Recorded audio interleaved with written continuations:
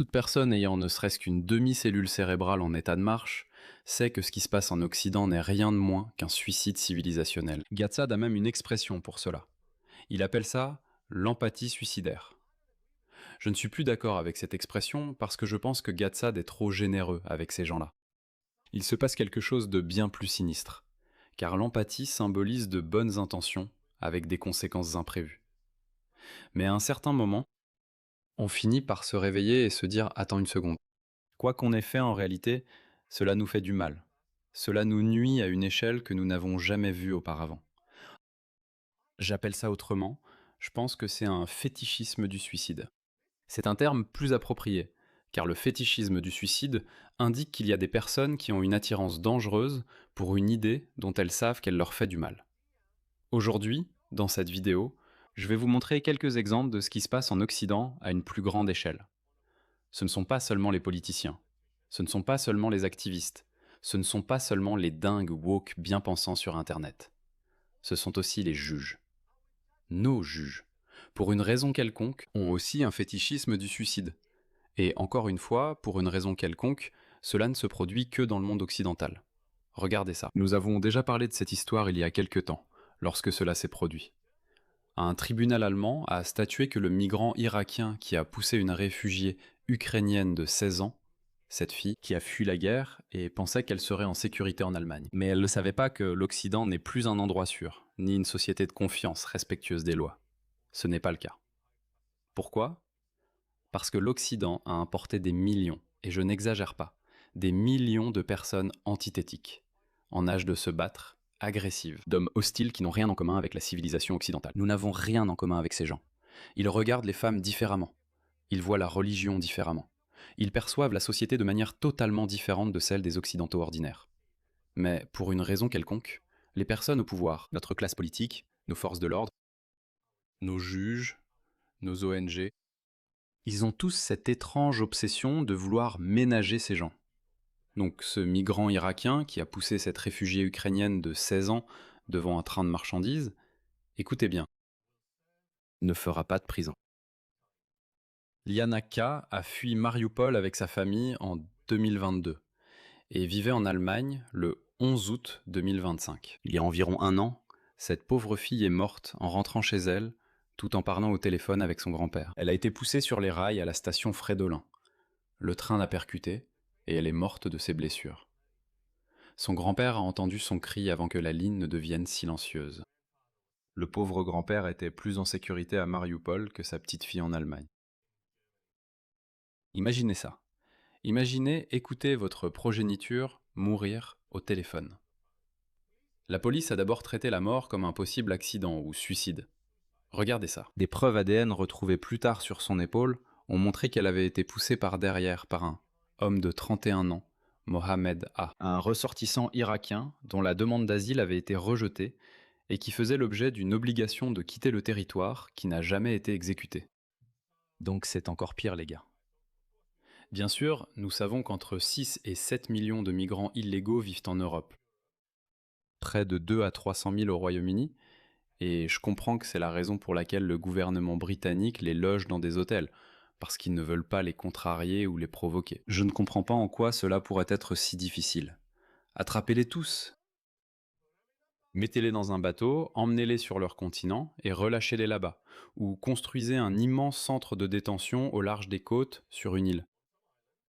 Je suis sûr que le Royaume-Uni a plein d'îles inhabitées, alors mettez-les là-bas. Ils ne peuvent pas le faire parce que, je ne sais pas, ils ont des points de vue idéologiques étrangement construits qui vont à l'encontre du fait de sauver des innocents dans votre société. Comme Liana Kay. Donc malgré des preuves évidentes qu'il l'a délibérément poussée sur la voie du train, le tribunal de Göttingen l'a jugé non pénalement responsable, à cause bien sûr de la schizophrénie paranoïde. Au lieu de la prison, il a été condamné à un internement psychiatrique pour une durée indéterminée, aux frais des contribuables. Les autorités ont eu plusieurs occasions de l'expulser du pays avant l'attaque. Ces occasions n'ont pas été saisies. Liana est morte en conséquence. Et je suis désolé de dire qu'elle est loin d'être la seule victime de ces migrants illégaux. Permettez-moi de vous présenter notre prochaine histoire. Celle-ci se passe en Australie. Ce type que vous voyez là, ce clown, c'est notre ministre de l'Intérieur, Tony Burke. Un immigré africain qui a abusé sexuellement d'un garçon, un garçon de 3 ans, a été autorisé à rester en Australie parce qu'il ferait face à de grandes difficultés s'il était expulsé vers la Zambie. Je suppose, je ne sais pas, quelle est la population de la Zambie, probablement des dizaines de millions de personnes. Je suis sûr qu'ils font tous face à une forme de difficulté dans leur pays. Pourquoi ne les amènerions-nous pas tous en Australie? C'est quoi ce raisonnement idiot? Un tribunal a rétabli son visa en utilisant une directive maintenue par le ministre de l'Immigration, Tony Burke. Ce clown. J'ai hâte de voir la fin de ces gens-là. Nous devons encore attendre 2 ans. Allons au Royaume-Uni. Regardez ce type. Le trafiquant de drogue albanais Trapezoum Coca a échappé à une mesure d'expulsion après avoir purgé une peine pour trafic de drogue et blanchiment d'argent. Parce que sa fille faisait pipi au lit. Je parle souvent de la façon dont les gens peuvent être blessés à cause de leurs croyances ou de leur idéologie. Mais il existe un autre type de préjudice qui se produit discrètement, sans que la plupart des gens ne s'en rendent compte. Je parle de la collecte et de la vente de vos données personnelles. Et si je vous disais que votre adresse personnelle, votre email, votre numéro de téléphone et même des informations sur votre famille pourraient déjà être en ligne sans que vous le sachiez. Chaque jour, des courtiers en données et des sites web publics collectent, publient et vendent des informations personnelles. Cela peut entraîner du spam, des arnaques, des vols d'identité et même mettre votre vie privée en danger. C'est pourquoi j'aime Incogni. Il suffit de saisir votre adresse email et Incogni trouve automatiquement où vos informations personnelles sont exposées et envoie des demandes de suppression en votre nom. Le tableau de bord de l'application vous fournit des rapports détaillés montrant exactement où vos données ont été supprimées. Et avec le forfait illimité, vous pouvez aller encore plus loin. Collez simplement le lien d'un site exposant vos informations personnelles et les experts d'Incogni en protection de la vie privée s'occupent du reste, avec des suppressions sur mesure. Commencer ne prend que quelques minutes et après une autorisation unique, Incogni s'occupe du plus gros du travail à votre place. Reprenez le contrôle de votre vie privée maintenant. Utilisez mon code spécial pour bénéficier de 60% de réduction sur tout abonnement annuel Incogni, avec en plus une garantie de remboursement de 30 jours. Scannez le QR code ou cliquez sur le lien ci-dessous pour commencer à supprimer vos informations personnelles d'Internet. Ils ne peuvent pas vous nuire s'ils ne vous trouvent pas. Il a dit à la cour d'appel que sa fille avait besoin d'une intervention thérapeutique qui n'est disponible qu'au Royaume-Uni. Alors s'il vous plaît, ne me renvoyez pas. Ils doivent être en train de rire dehors après l'audience. Ils doivent rigoler avec leurs avocats. Genre, sérieusement, ça va marcher? Ouais, regarde comment je vais tourner ça à mon avantage. Revenons encore une fois en Australie. Ce type, Salah Al-Muhammad, il a abusé d'une écolière de Toowoomba. Et devine quoi? Il est sorti libre du tribunal. Al-Rumaïd, réfugié irakien de 29 ans, a attiré une fille de 14 ans avec une cigarette électronique et l'a agressée sur un belvédère alors qu'il était en liberté sous caution. L'accusation de viol a été abandonnée. Et la juge, c'est une femme, Deborah Richards. Pas cette femme, je pense que c'est une autre femme. Je crois que cette femme a contesté ce verdict. Elle est procureure. L'accusation de viol a été abandonnée et la juge Deborah Richards a suspendu toute sa peine en raison du risque d'expulsion. Donc les juges australiens ont reçu une instruction du gouvernement travailliste. Si vous condamnez quelqu'un à plus de 12 mois, alors nous devrons les expulser. Donc, si vous pouvez leur donner des peines inférieures à 12 mois, ce serait plus humain. Comme je l'ai dit, un fétichisme suicidaire. Mais le pire, c'est qu'ils ne se suicident pas eux-mêmes. Ils sont en train de tuer notre société, notre civilisation dans laquelle nous vivons tous. Ce sont nos filles qui se font agresser sexuellement ou attaquer. Ce sont nos garçons, nos enfants, nos hommes qui se font poignarder par ces personnes. Ces juges, ces politiciens, ils vivent dans leur tour d'ivoire. Ils sont en sécurité. J'ai beaucoup plus d'histoires comme celle-ci. L'Amérique est complètement hors de contrôle. Regardez ça. Va-t'en, va-t'en. Va-t'en. T'es un putain de monstre. T'es un putain de monstre. Putain de monstre. Le migrant soudanais a été libéré sous caution. Il a été accusé d'avoir violé une femme en Écosse. Tu crois que le juge l'aurait mis en prison en attendant son procès? Mais non. Non.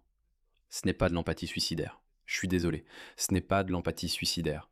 C'est un fétichisme suicidaire.